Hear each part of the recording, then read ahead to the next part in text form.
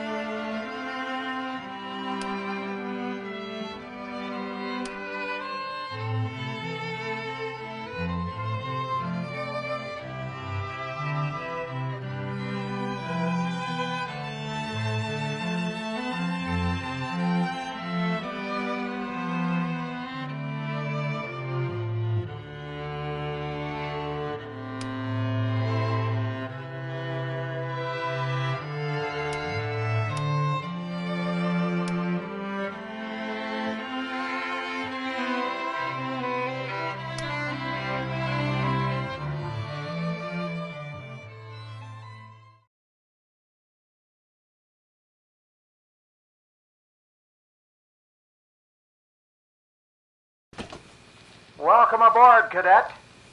Today we start your training to become part of the well-oiled machine that is a high-flying, gun-laden airship. I'm Captain Morrison, and it's my job to make sure you know enough about airships that you don't crash the things too quickly. Take a look around the ship and see what's what. The helm is used to control the ship. Like to think that's obvious.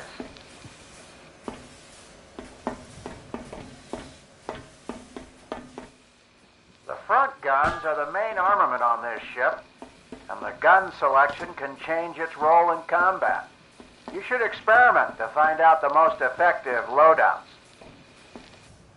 The balloon keeps the ship aloft. When it's down, we crash straight into the ground. Crashing is bad. The hull armor protects the integrity of the ship. The ship will only lose integrity when the hull armor is broken, and the ship is destroyed when the integrity is gone.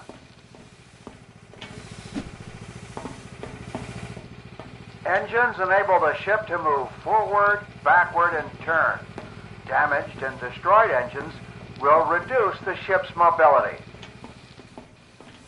The side guns are secondary armaments on this ship, though each ship has a different configuration. Don't forget, flying these ships is a team effort, so make sure to talk to the rest of the crew.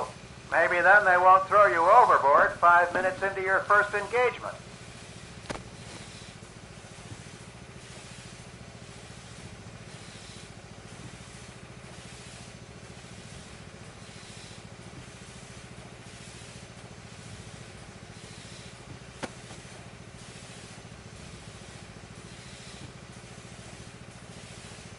I'm getting on 4 guns.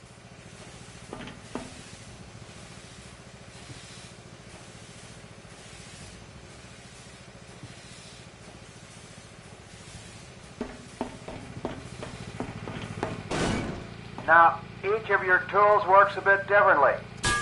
Give it some wax with your rubber mallet till it's fixed. The mallet will repair the most, but it has the longest.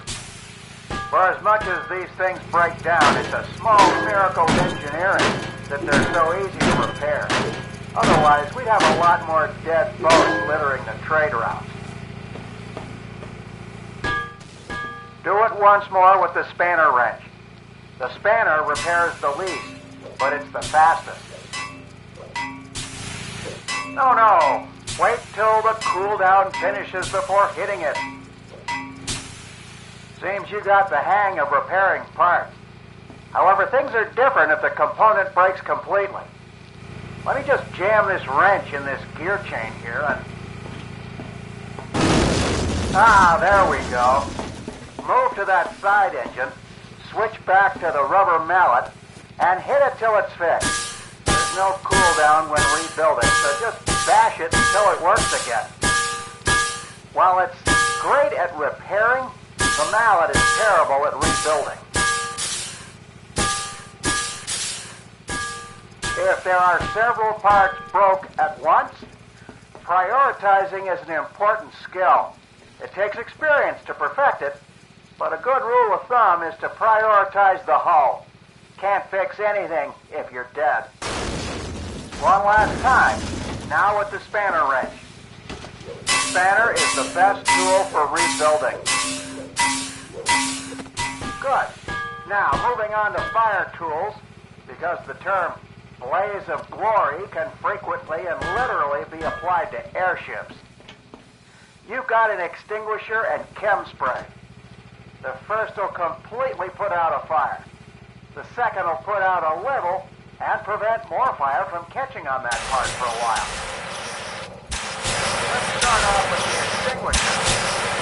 I set up one of the parts of the ship to ignite for practice.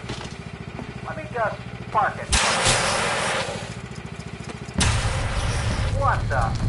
What fool didn't clean out the grease trap? Rust and blood, put it out! Put it all out!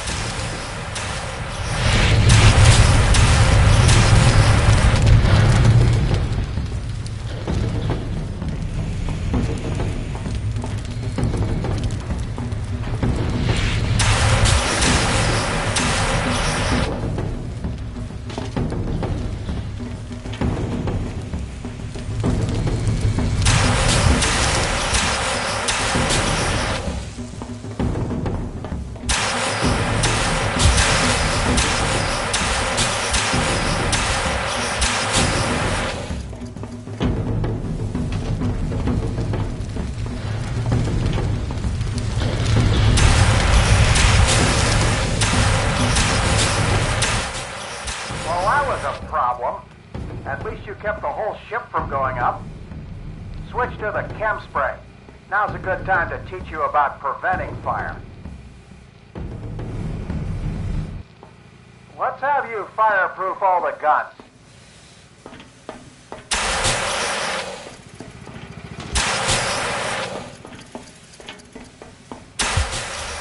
Starting the count. Spray all the guns.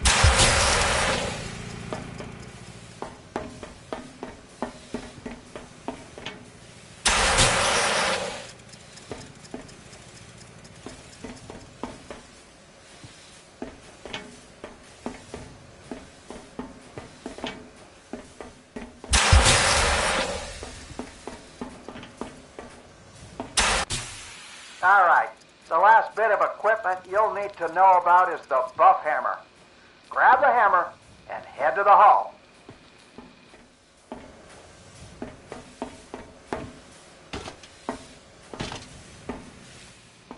You have to repeatedly hit the part you're buffing before it takes effect.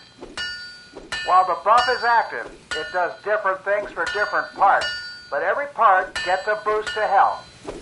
Guns also get extra damage. The balloon gets extra lift, and engines get extra speed.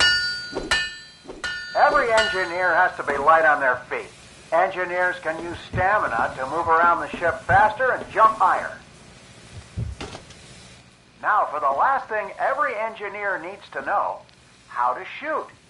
You might think that you'd be spending all your time fixing things, but sometimes you need to be pouring on as much fire as you can.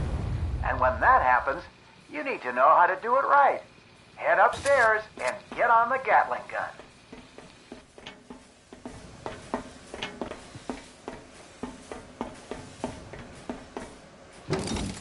Each gun's better at different things. This one's great at stripping armor off of hulls. Shoot at that target dummy's hull till it breaks.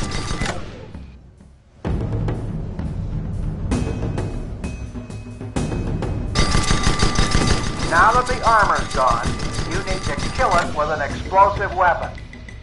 Get on the mortar and finish the piece of junk off.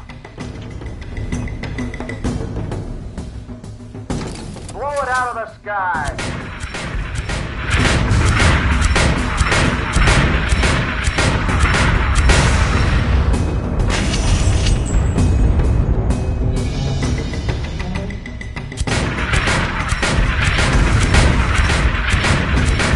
Of course, a real ship will have a crew to repair things. You'll need 2 people to really take something out. Let's have your fellow gunner get off his arse.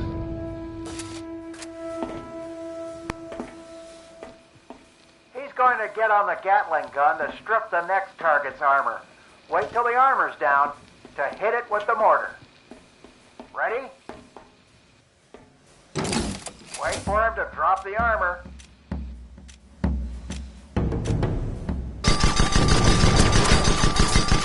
Light her up! That covers the basics. So let's see if you've actually been paying attention. I'm going to run you through one of the standard engineer field exercises, and you better get it right or we'll be here all day. Keep the ship's hull, armor, and integrity as intact as possible. Do so until the ship reaches the waypoint. Now, go!